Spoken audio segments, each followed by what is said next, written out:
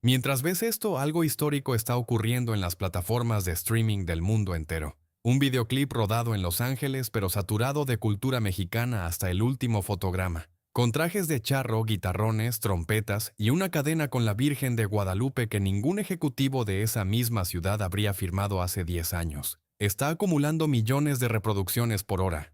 No en México solamente, en Japón, en Corea del Sur, en Alemania, en el Reino Unido, en países donde la palabra mariachi nunca había aparecido en los primeros lugares de las listas de popularidad. El artista más escuchado del planeta acaba de apostar su regreso más importante en una década entera, por un género que la industria musical internacional descartó durante 30 años seguidos, como demasiado auténtico para exportarse. Y lo más impresionante de todo esto no es el número de reproducciones, es que nadie en la industria lo vio venir, nadie excepto los músicos que nunca dejaron de tocar.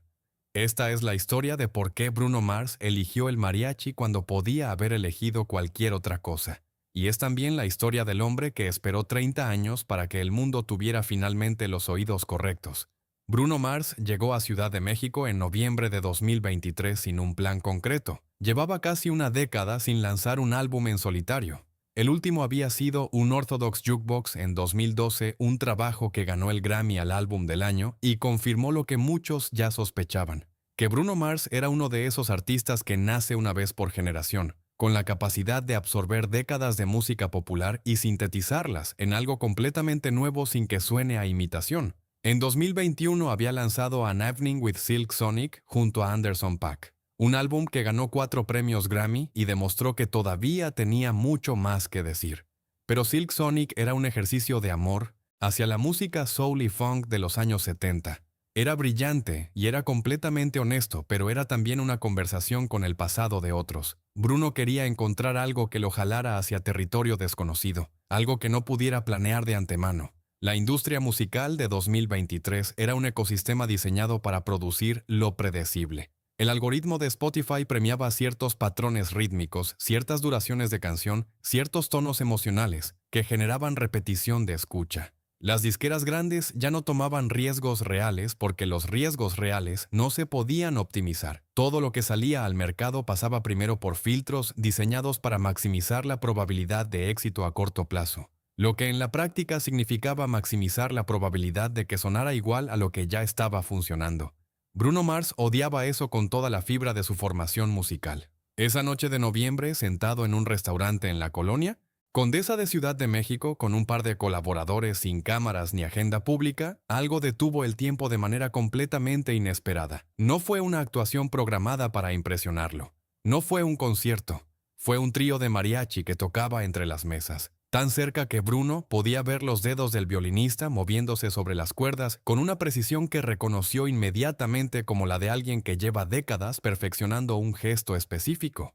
Era una pieza de José Alfredo Jiménez el Rey, arreglada con una densidad armónica que Bruno, con su formación musical de más de 3 décadas, no esperaba de músicos que trabajaban en un restaurante en una noche de martes. El guitarrón marcaba el bajo con una gravedad que ningún sintetizador había podido replicar. Las trompetas no gritaban, construían, colocaban cada nota en un lugar específico dentro de la estructura armónica del conjunto con la intención deliberada de quien sabe exactamente a ¿dónde va? Y la voz del cantante no pedía atención, la exigía, sin micrófono, sin efecto, sin la distancia que crea el escenario. La exigía desde 1 metro de distancia con el peso de alguien que ha cantado esa misma canción miles de veces y cada vez la ha encontrado nueva. Bruno Mars se quedó inmóvil durante 4 minutos completos. Cuando el trío terminó, Bruno se acercó al cantante, le extendió la mano y le preguntó en inglés cuántos años llevaba haciendo eso. El músico, un hombre de unos 50 años con sombrero bordado y un traje de charro desgastado en los bordes por el uso real y no por la decoración, respondió sin dudar: toda mi vida, mi padre también, mi abuelo también. Bruno asintió lentamente como si esa respuesta confirmara algo que todavía no podía articular, pero que ya sentía con precisión completa en algún lugar debajo de las palabras. Esa noche de regreso en el hotel no durmió. Pasó horas escuchando grabaciones de mariachi en 1900 plataformas de streaming, siguiendo el hilo de recomendaciones desde interpretaciones contemporáneas hacia grabaciones históricas, hacia versiones de los años 40 digitalizadas por coleccionistas y archivistas. hacia un video de un conjunto grabado en un festival cultural en Guadalajara en 2016 que lo detuvo en seco.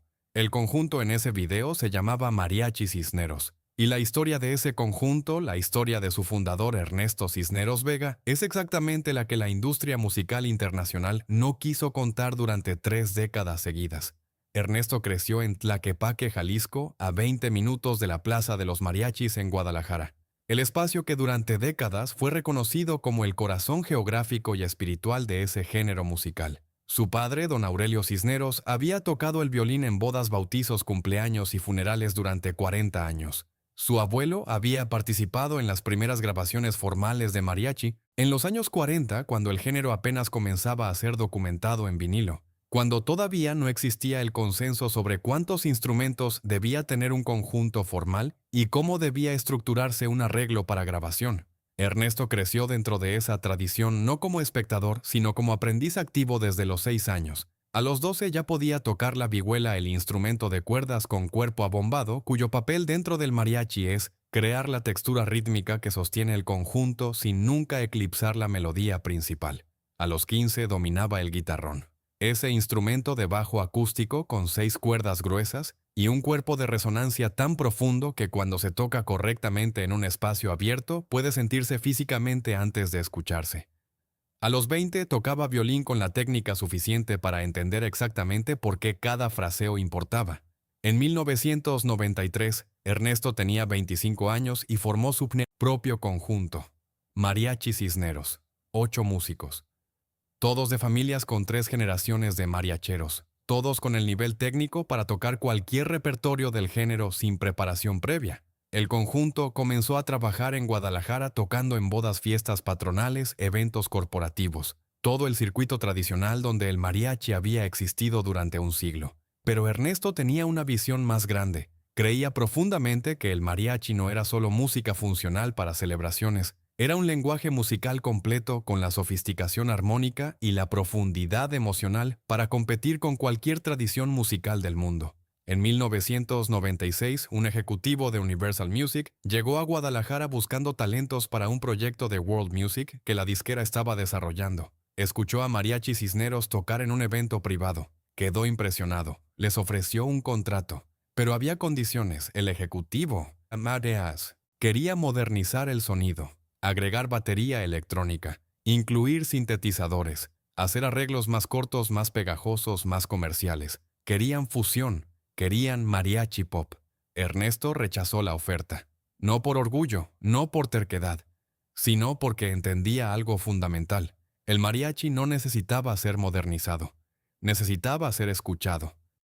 Durante los siguientes 30 años, Ernesto y su conjunto siguieron tocando. Sin contrato discográfico, sin apoyo de la industria, sin el respaldo de productores internacionales. Tocaron en Plaza Garibaldi, tocaron en festivales culturales, enseñaron en talleres comunitarios.